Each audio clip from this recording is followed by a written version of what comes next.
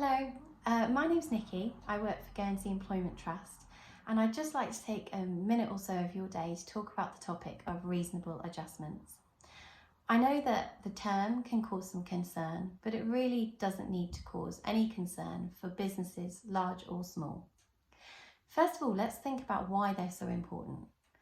A reasonable adjustment can help remove the barrier for a disabled person to enable them to be able to get on with their job.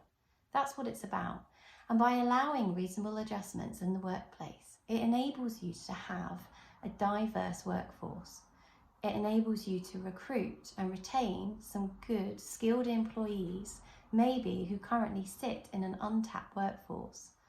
And at a time in Guernsey when we're going through a recruitment crisis, finding it difficult to find some good, skilled people, it's even more worthwhile. Reasonable adjustments.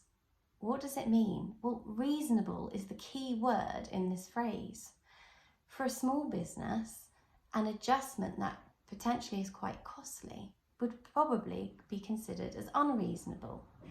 So for example, an ergonomic keyboard for somebody who has carpal tunnel that only costs £50 is likely to be reasonable for most businesses and make good business sense, especially if someone needs to use a computer during their day.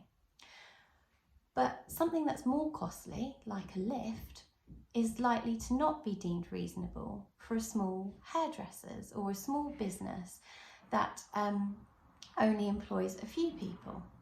But the national and international organisations, which have larger resources, then that cost could be justified.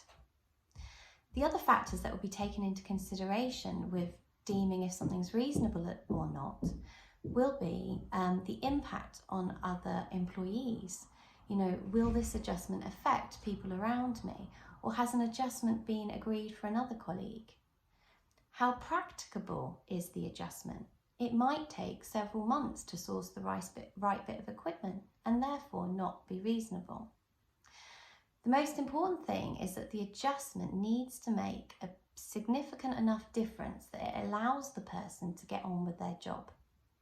Nowhere in the legislation does it say that a business will have to employ or keep employed a disabled person who cannot perform the essential functions of the job. So I think these key facts are important to remember when considering reasonable adjustments. It's all about the term, it's all about the semantics of the word reasonable. Smaller businesses will not be expected to make adjustments for disabled people if it is unreasonable.